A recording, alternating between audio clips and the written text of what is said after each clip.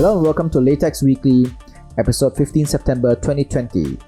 Laytechs Weekly is brought to you by Laytechs, your protection from tech ignorance. My name is Sean and I'm back from the diving trip. Very excited. Anyway, news of the week. India bans more Chinese apps. Last June, TikTok and WeChat were part of the 50 Chinese-based apps banned from the country. This time, it was another 118, including PUBG Mobile, Alipay, and Baidu.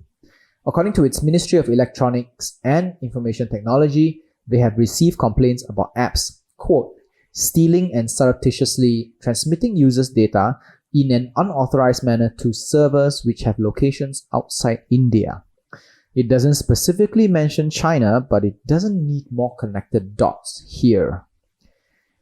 This act is in line with the growing border tensions between the two countries, so mainly political. And we know also that WeChat has never tried to hide the fact that they can read all the data that the users are putting out. WeChat has always been a way for the Chinese government to track what every single one of its users are doing. And I don't think they're also applying a special limitation on international users. TikTok has been under the same scrutiny and limelight for the longest time with many countries, so no surprise there.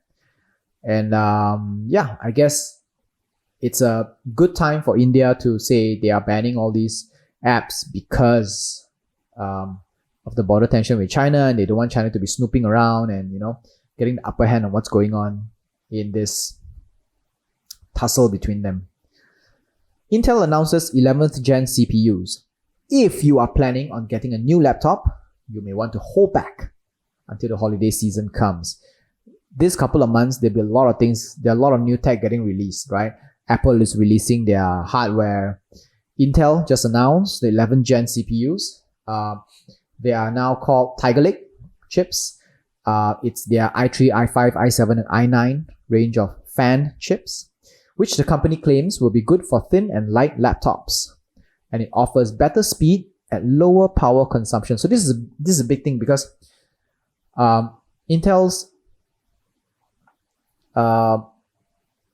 chips are fan chips. They use fans, so they essentially consume more power than fanless chips from, say, the Qualcomm ones, the ARM chips. But they're also a lot more powerful because they can do full computer stuff that ARM chips still cannot do. Mainly because of the architecture, not so much on the power of it. I mean, Apple has proven that they are able to make powerful chips, but they only put in iOS at this point, and because iOS can't do much, so therefore ARM can't do much as well. But that's about to change. So in any case, let's come back to this one. This 11th gen CPU is focusing at laptops that provides better speed at lower power consumption, which are two good things that we always want. Intel will also debut a new iteration called Intel Evo. It guarantees 9-hour real-world use on a single charge.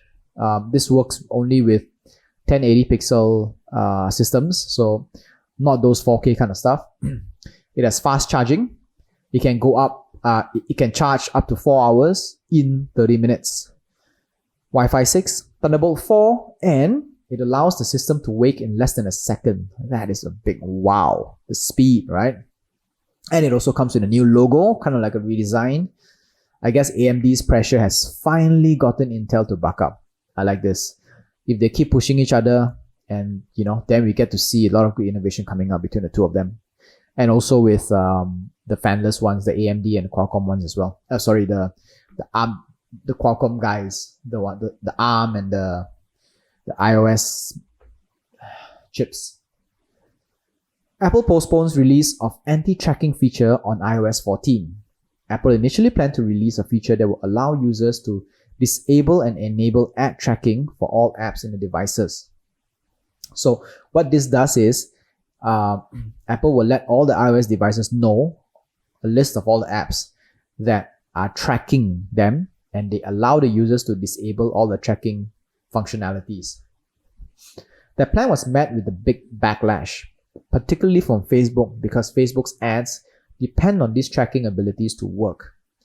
Facebook also stated in a press release that this limitation will harm small businesses and journalists who depend on targeted ads to earn a living. Okay, so how it works is that journalist sites, particularly journalist sites, right, smaller journalist sites, they provide free articles. In exchange, they have ads. So they make money through ads. So half of these ads are Facebook ads. The other half are Google ads. Usually it's just these two companies.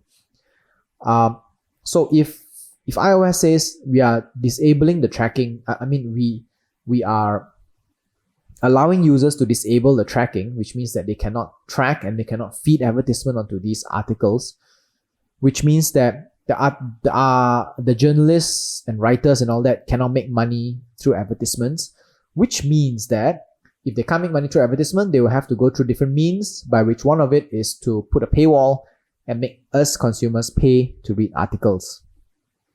So there is a snowball effect here, right? On one side, it's good to have anti-tracking features because we don't want our privacy and our data be sold, but where we pay for with our data, we get free with something else. If we do not want our data to be tracked and provided to service providers or advertisers, we need to be ready to part ways with our pockets. Microsoft may launch a 12.5-inch laptop. This is the Microsoft Surface laptop, same design, but smaller, and it will essentially be the equivalent of a Surface Go and primarily targeted at students. The laptop will come with Intel i5 processor, which is good. 4 gigabytes of RAM, minimum requirement to get it running, and a measly 64 gigabytes of storage, and Windows 10s.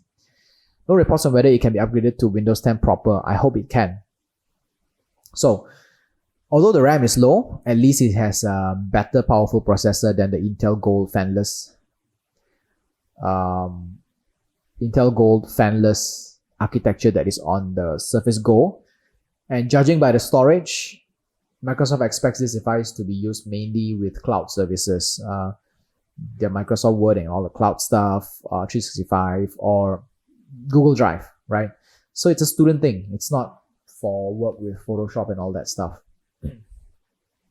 But it'd be nice to have it as a secondary device. I mean, I would get this if it's priced the same as the iPad with the keyboard. I would get this. It will be way more usable than an iPad on iOS. Surface Duo tested by reviewers. The last time we saw tech reviewers reported on the hardware on Microsoft's new revolutionary Surface Duo device. Just recently, the software reviews have been released. All in all, it's quite an amazing feat by Microsoft, in my opinion, to build multitasking on Google's Android that practically did not have any multitasking features. Okay, if you are not acquainted with the magic of the Surface Duo, it's a dual screen device. You have a left and a right screen, folds up into a little, kind of like a fat phone, about this thick. And when you unfold it, it looks like a tablet, kind of like an iPad. And both the screens communicate with each other in the sense that you can slide windows across. You can open up to 3 windows on multitasking. I think you can do 4 as well. I don't have a chance to test it out in person. All I have is just what other people has been saying. It does has its drawbacks. It works well with Microsoft apps and not super well with Google ones, although they are working on improving them. It's a good enterprise tool, not so much for fun of it.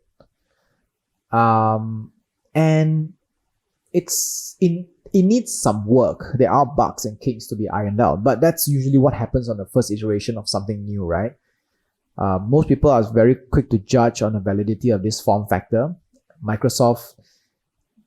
Remember that Microsoft has actually revolutionized the laptop/tablet market with the Surface Pro, the 2-in-1.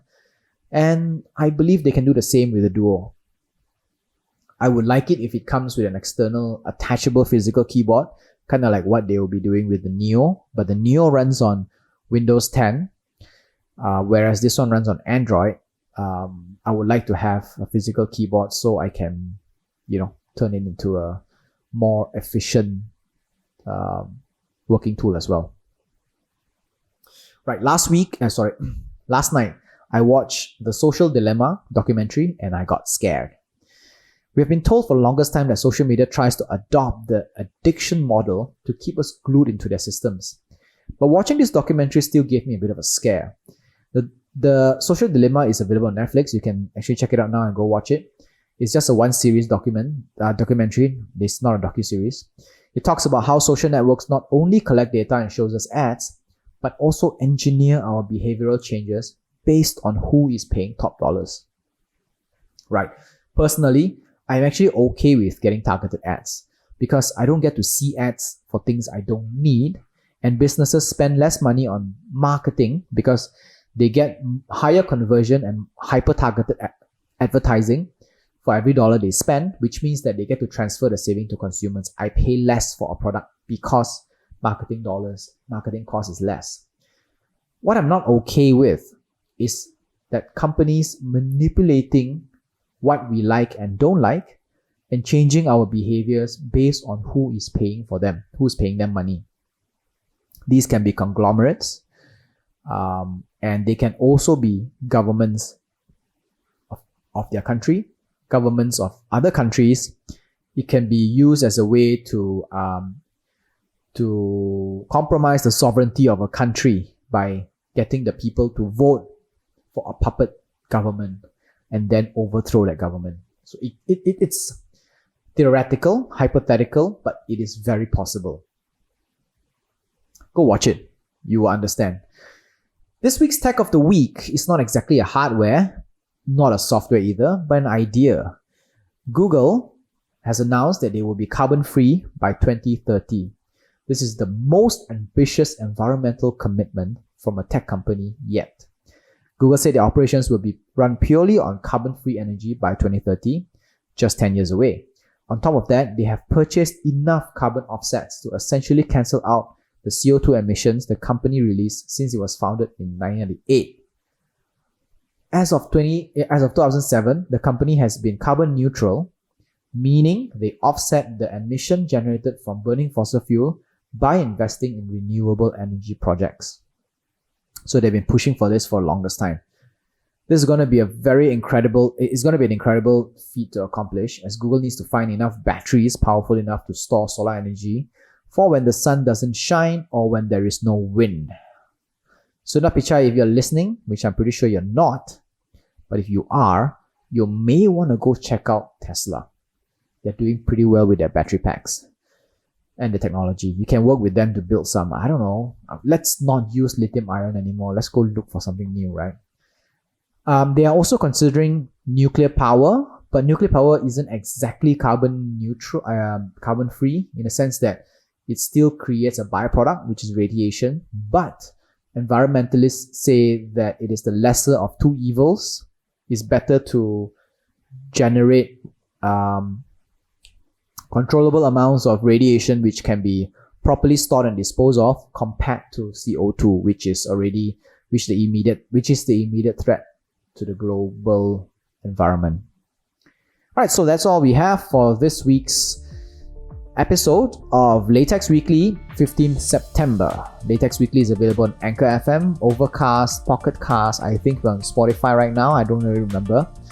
But you can catch our full videos on YouTube, and we post bits and clips on Instagram and Facebook. This is not social media. This is Laytechs Weekly episode 15 September 2020.